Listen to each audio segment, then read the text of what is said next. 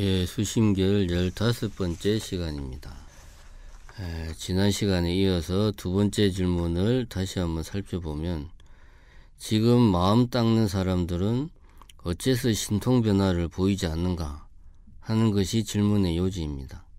이 질문은 만약 마음을 닦아서 신통력을 가질 수 있다면 지금이라도 당장 마음을 닦겠다 하는 이런 의도를 품고 있습니다. 이에 대해 스님은 신통에 집착하는 태도를 꾸짖고 다시 자상하게 일러주고 있습니다. 즉, 마음을 닦기만 하면 곧바로 신통력이 생기는 것이 아니다.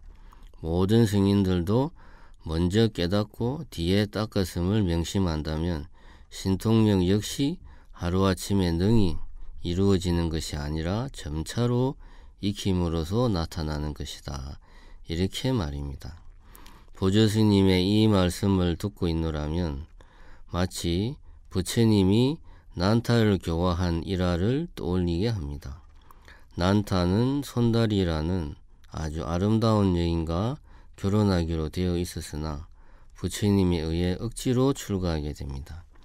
부처님은 출가에서도 손다리를 잊지 못하는 난타를 천상으로 데려가 천상세계의 천녀들과 손다리 중에 누가 아름다운가 물었습니다. 그러자 난타는 천녀에 비하면 손다리는 아까 본 원숭이와도 같다 하였습니다. 이에 부처님은 출가 수행에 힘쓰면 천상에 난다 라고 하니 난타는 천녀를 얻을 욕심으로 열심히 수행하였습니다. 그러나 다른 비구들이 난타의 불순한 수행을 비난하고 멸시하자 이를 들은 난타는 부끄러워하고 순수한 마음으로 수행에 힘써 마침내 아라한이 되었다고 합니다. 이처럼 부처님이 상대에 맞추어 교화하였듯 스님도 근기에 맞추어 법을 설하였던 것입니다. 계속해서 원문을 읽어보도록 하겠습니다.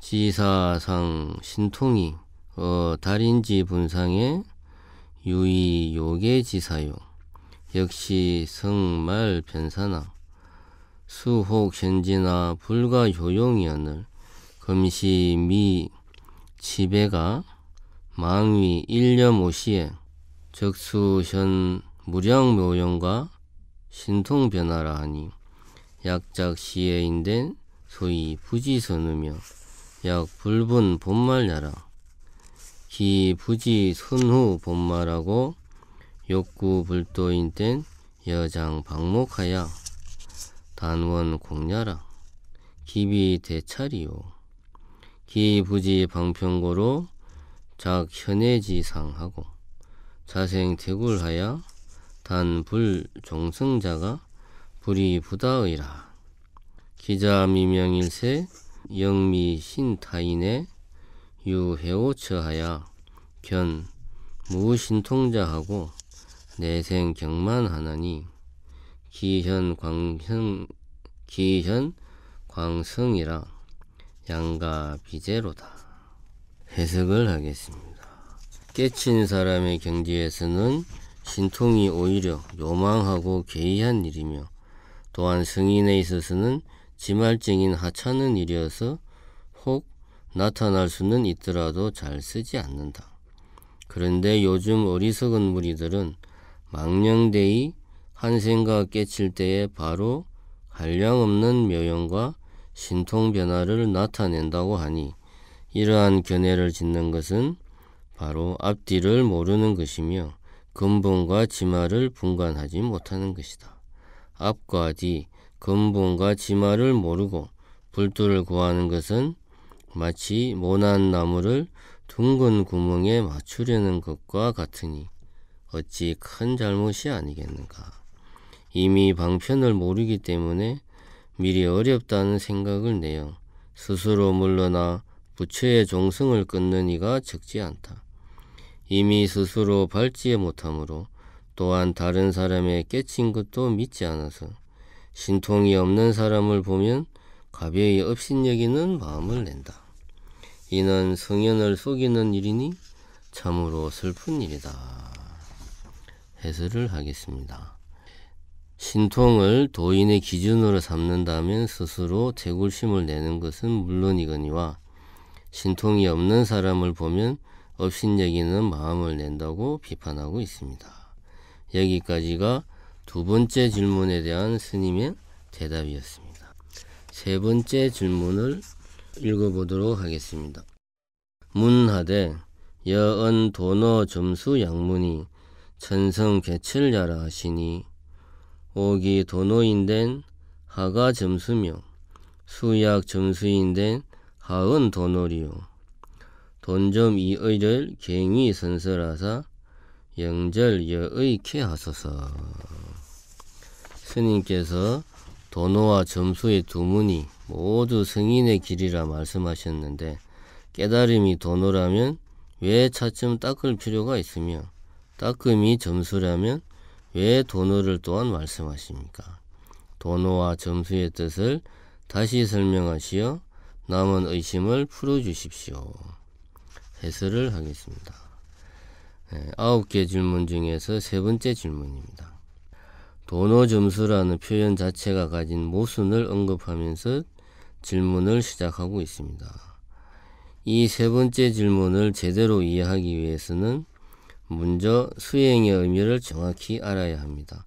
그래야 정득의 의미를 파악할 수 있고 깨침이 의미하는 바도 알 수 있습니다. 보조스님과 성철스님 모두 한결같이 완전한 구경각을 정득하기 위해서는 수행이 필요하다고 하였습니다. 대해스님은 서장에서 세간을 벗어나 반야를 배우는 마음은 무시이래로 위배되어 왔기 때문에 선지식의 말씀을 잠깐 듣는다고 해서 저절로 이해될 수는 없다 라고 하시고 이어서 서른 곳은 익숙하게 하고 익숙한 곳은 설계하라고 하였습니다. 이 말에서 알 수 있듯 수행은 의도적으로 힘써 노력하여 자신의 행을 바꾸고 결국 마음을 바꾸는 것입니다. 만약 번뇌가 완전히 종식된 상태라면 힘써 노력하지 않아도 일거수일투족에 자연스럽게 지혜와 자비가 충만할 것입니다. 설령 그 모습이 힘써 노력하는 수행자의 모습과 다르지 않아 보일 수 있어도 그것은 수행이 아닙니다. 수행은 번뇌망상이 끊어지지 않은 상태를 전제로 하고 있는 것입니다.